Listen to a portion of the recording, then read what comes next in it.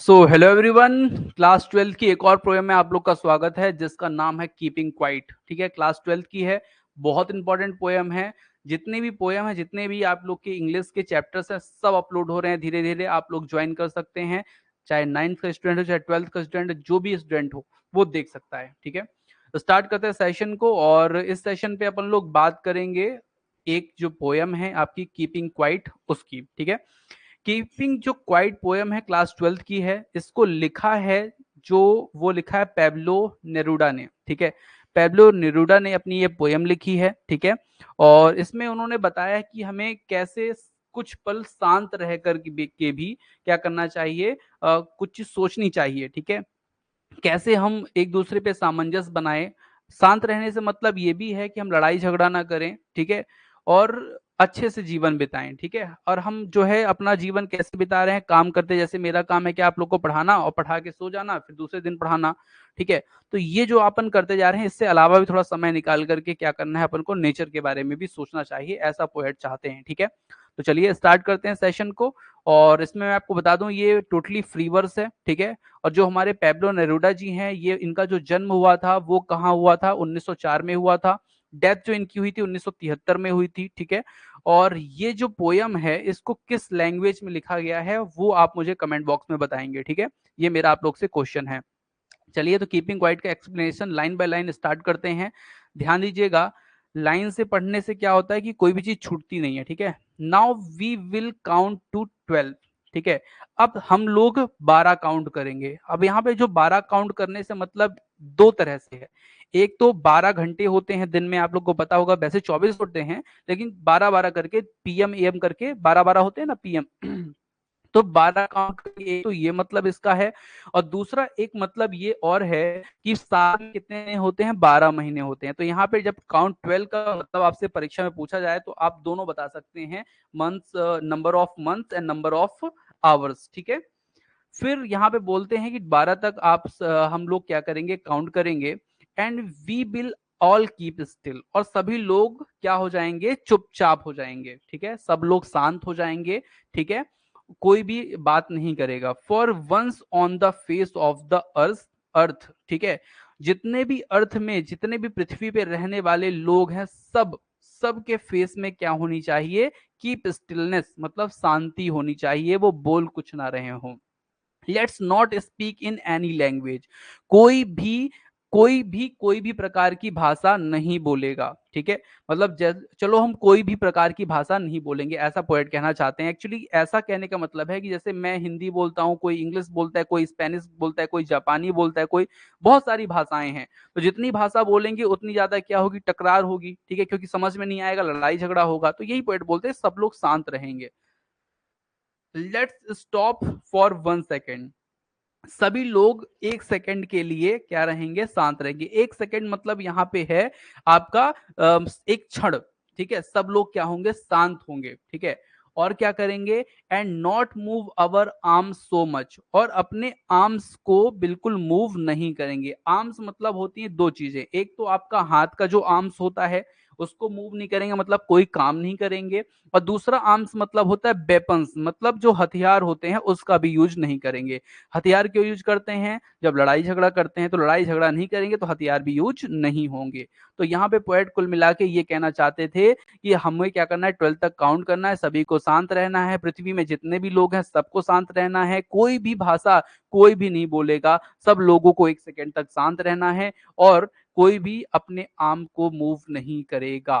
ठीक है, चलिए अब हम चलते हैं नेक्स्ट स्टेंजा पे, उस पे हम देखते हैं क्या क्या चीजें हैं। ठीक है, लाइन बाय लाइन पढ़ना है। ठीक है, it would be an exotic moment, अब ये जो मोमेंट है ये बिल्कुल ही यूनिक मोमेंट है, अट्रैक्टिव मोमेंट है। क्यों यूनिक, एक्सोटिक मतलब यूनिक और अट्रैक्टिव। क्यों यूनिक और अट्रैक्टिव है, क्योंकि इससे पहले कभी हुआ ही नहीं कि पूरे विश्व के लोग क्या हो जाएं, एक साथ शांत हो जाए। क्योंकि भैया कहीं दिन है कहीं रात है, कहीं जहां दिन है वहां पे दिन में लोग बोल रहे हैं, रात में भी बोल रहे हैं, और जहां रात इधर हो गई तो उधर दिन हो गया, तो उधर भी लोग बोल रहे हैं, चारों तरफ चै चै चै चै पै पै पै चल रही है। ठीक है, तो पोएट के कहने का मतलब ये जो मोमेंट है बहुत ही शानदार है, यूनिक है, अट्रैक्टिव है।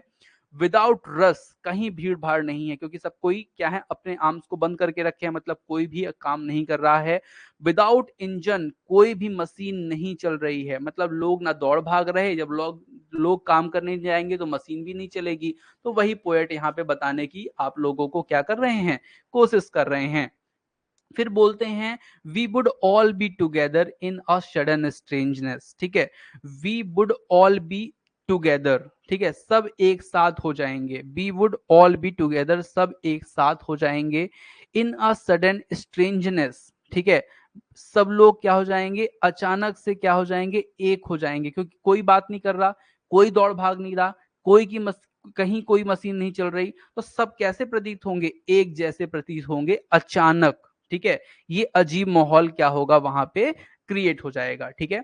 फिर पोएट बोलते हैं fisherman in the cold sea would not harm whales, ठीक है, जो फिशरमैन है, मछुआरे हैं, वो कोल्ड सी में, मतलब जो ठंडा समुद्र है वहां पर वेल्स को हार्म नहीं पहुंचाएंगे। जो वेल्स मछली है, जब ये फिशरमैन क्या होते हैं, मछली पकड़ने जाते हैं, तो कई बार वेल्स, कई बार और भी बड़ी बड़ी मछली क्या हो जाती, फंस जाती हैं, जिनको ना फिशरमैन ला पाते और ना छोड़ पाते, क्योंकि वो फंस चुकी होती हैं किसमें, उसके बहुत बड़े जो बड़े उनके जो जाल होते हैं उसमें। तो यहाँ पे फिशरमैन जब कोई काम नहीं करेगा तो फिशरमैन भी उन मछलियों को तंग नहीं करेंगे। फिर पोएट बोलते हैं and the man gathering salt would look at his hurt hands.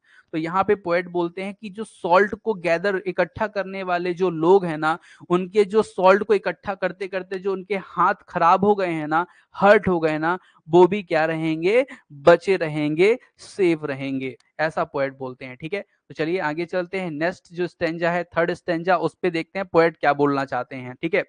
Those who prepare green Wars, ठीक है, जो लोग ग्रीन वॉर क्रिएट कर रहे हैं, ठीक है, ग्रीन वॉर प्रिपेयर कर रहे हैं। ग्रीन वॉर मतलब क्या, जैसे इंडस्ट्रियल जो एरिया है वहां बड़े बड़े पेड़ पौधे को काट के गिरा दिया जाता है, रोड बनती है, पेड़ पौधों को गिरा दिया जाता है। तो ये जो ग्रीन वॉर चल रहा है ना, उसके बारे में बोलते हैं कि जो लोग ग्रीन वॉर कर रहे हैं, मतलब डेवलपमेंट कर रहे हैं। वॉर्स विद गैस, गैस के साथ वॉर कर रहे हैं। गैस वॉर मतलब जैसे मान लीजिए जितने ईंधन, जितने गाड़ियां चलेंगी, जितने ईंधन चलेंगे, सबसे गैस निकल रही है, तो ये गैस वॉर को यहाँ पे पोएट ने बताया है। वॉर्स विद फायर, जो आग से युद्ध कर रहे हैं। आग से युद्ध करने का मतलब जो मिलिट्रीज गन होती हैं, राइफल्स होते हैं, वो बड़े बड़े तोप होते हैं, जो फाइटर प्लेन्स के द्वारा छोटी की मिसाइल होती हैं, तो इनके बारे में कहा जा रहा है पोएट के द्वारा, विक्ट्री विथ नो सर्वाइवर्स। तो पोएट बोलते हैं कि अगर आप ग्रीन वॉर्स करेंगे, गैस वॉर करेंगे, फायर वॉर्स करेंगे, तो आप जीत तो जाएंगे, विक्ट्री, विक्ट्री मतलब जीत तो आप जाएंगे, लेकिन आपके साथ जो जीत का जश्न मनाने वाला होगा वो कोई भी नहीं होगा। नो सर्वाइवर्स मतलब आप किसको दिखाएंगे, जैसे मान लीजिए कोई एक चीन जैसा देश है, मान लीजिए चीन, वो चाहता है कि पूरे दुनिया पे कब्जा हो जाए, तो वो पूरे दुनिया पे कब्जा कर लेगा, फिर उसके अपनी सुपर पावर किसको दिखाएगा, किसको दिखाएगा भाई, ना अमेरिका रहेगा, ना चीन रहेगा, ना भारत रहेगा, कोई भी देश, सब बर्बाद हो जाएंगे, हम आप सब बर्बाद हो जाएंगे जब न्यूक्लियर वॉर्स होंगे। तो वो जीत किस काम की, तो पोएट ये बोल रहे हैं कि वो विक्ट्री किस काम की जिसमें हम शामिल ही ना हो, ठीक है। जैसे नहीं बोलते कि हम अपने परिवार को, घर वार को धोखा दे करके हम क्या कर लेंगे, अपना घर महल खड़ा कर लेंगे, ठीक है। अब वो महल किस काम का, जिसमें आपके घर वाले ही नहीं रहे, केवल आप बस रहे हैं, तो क्या मतलब का वो घर बार, ठीक है। तो सबको जीवन में प्रसन्न करके चलना उचित होता है, भले वो माने या ना माने, ठीक है। विक्ट्रीज विथ नो सर्वाइवर्स, ठीक है, यहां तक तो हो चुका है। नेक्स्ट आगे चलते हैं, would put on clean clothes, ठीक है, and walk about with their brothers in the set doing nothing, ठीक है। तो यहाँ पे पोएट बोलते हैं कि सब साफ सुथरे कपड़े पहन लें, ठीक है, सभी अपने भाई जो है ना, भाई बंधु जो एक जैसे लोग हैं, सब अपने भाई बंधु ना, सब दुश्मनी को भुलाकर भातृत्व मतलब जो ब्रदरहुड की जो है, जो ह्यूमनिटी की जो सोच है, उसको लेकर चलें। ए इन द सेट मतलब छाया के नीचे, छाया में चलें। छाया का मतलब यहाँ पे क्या है, एक तरह की बात करें, ठीक है। डूइंग नथिंग करना कुछ नहीं है, बस एक तरह का कपड़ा पहनना है, एक तरह का रहना है। इसका मतलब कि एक तरह की सोच रखनी है, एक तरह के हमको रहना है, जिससे हमारी जो जो देश है, जो हमारी दुनिया है, उसमें शांति कायम हो पाए, ठीक है। ये पोएट बोलते हैं। पोएट बोलते हैं what I want should not be confuse with total inactivity, life is what is in about I want no truck with death.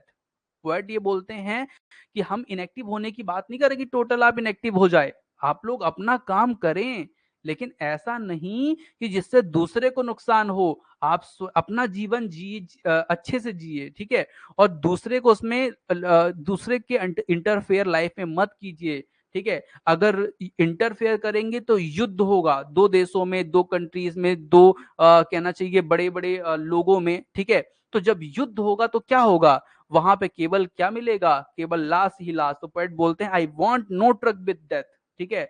मैं सैनिकों से भरा हुआ, सैनिकों के मृत शरीर से भरा हुआ ट्रक नहीं देखना चाहता। मतलब मैं ये नहीं देखना चाहता कि जो लोग हैं आपस में लड़ मर जाएं, ठीक है। मैं ये चाहता हूं कि सभी अपना काम करें, प्रेम से रहें, अच्छे से रहें। ये पोएट इन दो लाइनों में, इन लास्ट 4 लाइनों में समझाने की कोशिश कर रहे हैं देवियों सज्जनों। आगे चलते हैं, जो नेक्स्ट फोर्थ स्टेंजा है उस पे चलते हैं। If we were not so single minded about keeping our lips moving on, and for once could perhaps a huge silence might interrupt this sadness of never understanding ourselves, ठीक है, ourself and of treating ourself with death, ठीक है।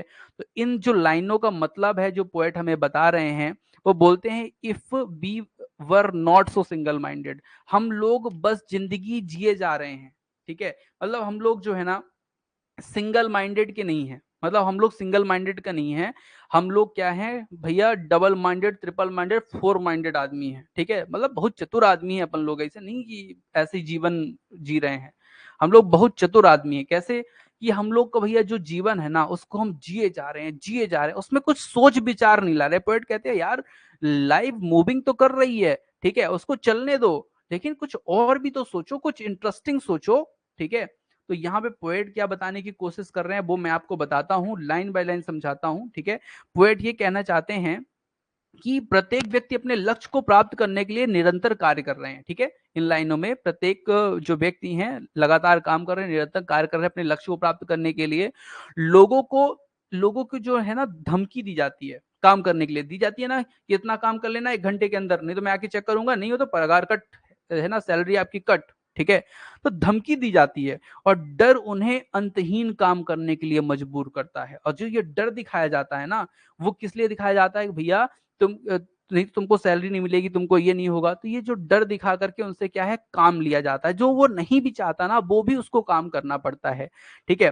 ताकि, और वो भी करता इसलिए क्योंकि वो सब कुछ हासिल कर सके। जैसे आप लोग पढ़ रहे हैं, जॉब करेंगे, वहां पे आपको पढ़ाना तो पड़ेगा, साथ में आपको और भी वर्क दे दिए जाएंगे, जनगणना करनी है ना, मीटिंग लेनी है, मीटिंग देनी है, ट्रेनिंग देनी है, ट्रेनिंग लेनी है, चुनाव कराना है, चुनाव के रिजल्ट वो कराने हैं, ठीक है। पीठासीन अधिकारी बनना है आप लोग को वर्ग 1 में अगर सिलेक्शन होगा आपका तो पोएट ये बोलते हैं आपसे धमकी दिलवाकर, अब आप करना थोड़ी चाहोगे कि हम चुनाव में काम करेंगे, 3 दिन बाहर रहना पड़ता है घर से, ठीक है, वहां ना सोने की व्यवस्था, ना रहने की व्यवस्था, ना लाइट की व्यवस्था, ठीक है, और वो भी चुनाव में टाइम टू टाइम काम करना होता है, ठीक है। ऊपर से गांव वाले की झंझट, लड़ाई झगड़े हो रहे हैं अलग से, तो कोई भी काम करना नहीं चाहता।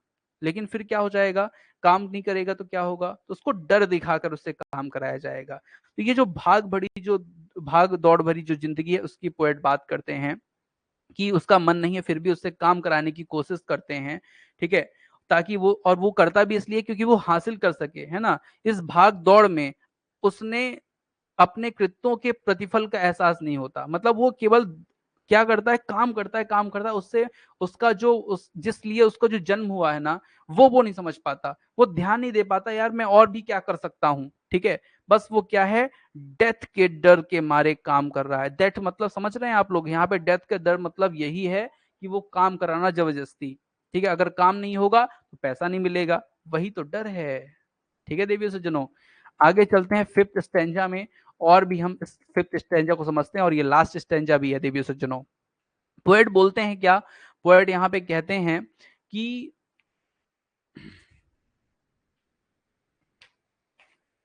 चलिए, तो पोएट यहाँ पे क्या कहते हैं, perhaps the earth can teach us. अच्छा, यहाँ पोएट बोलते हैं कि हमें जो धरती से भी कुछ चीजें सीखनी चाहिए, ठीक है। परहैप्स शायद पृथ्वी कैन टीच अस, पृथ्वी भी हमको, जो धरती है वो भी हमको सिखा सकती है। क्या सिखा सकती है, as when everything seems dead, पृथ्वी में अगर हम देखें तो सभी चीज डेड दिखाई देती हैं। कैसे दिखाई देती हैं? अगर पृथ्वी को आप देखिए दूर से तो उसमें कुछ ऐसा समझ में आता है, बस नीला नीला समझ में आता है, ठीक है। कुछ ऐसा होगा कि वहां पे कोई चल रहा होगा। अगर आप उसको देखें, अगर खेतों को देखें जो सूखे पड़े हुए हैं, तो डेड ही तो समझ में आती हैं। मरी हुई जमीन समझ में आती है, सूखा बंजर समझ में आता है। पोएट बोलते हैं हमको उससे भी सीखना चाहिए। And later proves to be alive. और कुछ क्षण बाद अगर हम देखें, जब पानी गिर जाएगा, जब उसमें पेड़ पौधे जमेंगे, ठीक है, उगेंगे, तो वो क्या समझ में आएगा? अलाइव समझ में आएगी, जीवित जीवित समझ में आएगी। जब बरसात में पानी गिरेगा तो नदियां एकदम कलकल कर करके बहेंगी, तो वो जीवित समझ में आएंगी। तो पोएट बोलते हैं हमें नदियों से भी, हमें धरती से भी तो सीखना चाहिए, ठीक है। ये मतलब किस प्रकार से हमें मतलब हर चीज का क्या करना है, ध्यान रख के चलना चाहिए। Now I will count up 12। अब यहाँ पे पोएट फिर से बोलते हैं, ठीक है। मैं आपको थोड़ा सा इसमें जो ऊपर की 3 लाइन है इसमें और थोड़ा सा मैं चीज शामिल कर देता हूं ध्यान से। जब हम धरती को ध्यान से देखते हैं तो धरती कैसी प्रतीत होती है? मरी हुई प्रतीत होती है, ठीक है। उसी प्रकार जब हम शांत रहेंगे तो दिखेंगे कैसे? जैसे कि हम मृत हैं। लेकिन वास्तविकता कुछ और है। वास्तविकता क्या है? जब उसमें जो जमीन के अंदर छुपे हुए सीड्स हैं वो जब पानी पाएंगे तो उगेंगे, ठीक है। तो वो एकदम एक बार फिर से धरती क्या होगी? हरी भरी होगी। उसी प्रकार हम हैं, हम भले शांत रहेंगे, जो हमें पोएट ने शांत कराया है ना, जिससे हम लड़ाई झगड़ा नहीं करेंगे, उससे क्या होगा? एक अलग हमारे अंदर ऊर्जा पैदा होगी, अलग हम जो चीजें सोच सकते हैं। मतलब लड़ाई की जगह जो हम लड़ाई करते हैं, इनमें जीवन बिताते हैं, या कुछ अन्य चीज गलत काम करने में जो अपना जीवन हम लगाते हैं, तो जब हम क्या सोचेंगे, जब हम नई चीज को देखेंगे, नई चीज को हम कुछ सोचेंगे और करेंगे, तो उसका एक अलग ही रिजल्ट मिलेगा। वो पोएट बोल रहे हैं, वास्तविकता तो वो है, ठीक है। Now I will count up to 12। अब पोएट बोलते हैं फिर से हमको 12 तक क्या करना चाहिए? गिनना है, गिनेंगे, ठीक है। और 12 तक गिनेंगे और यू कीप क्वाइट, और तुम सब लोग क्या रहोगे? चुपचाप रहोगे, हल्ला नहीं करोगे। एंड आई विल गो, और मैं चला जाऊंगा, ठीक है। तो यहाँ पे पोएम समाप्त हो जाती है। मतलब पोएम का जो ओवरऑल मतलब है वो केवल एक ही है। वो मतलब ये है कि आप लोगों को क्या रहना है? शांत रहना है, शांत रहना है, और शांत रह के कुछ सोचना है दिमाग में कि आप उस समय का प्रयोग कैसे कर सकते हैं, क्या कर सकते हैं, ठीक है। तो ये पोएट बोल रहे हैं और यहाँ पे पोएम करते हैं समाप्त पोएट, ठीक है। तो आप लोग को समझ में आया होगा, ठीक है।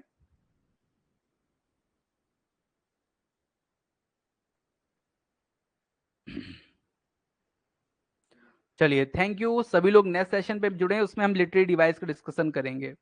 अनुराग जी, आप मुझसे बात कर लीजिएगा, एक बार कॉल कर लीजिएगा, ठीक है, 9 बजे के बाद। Thank you.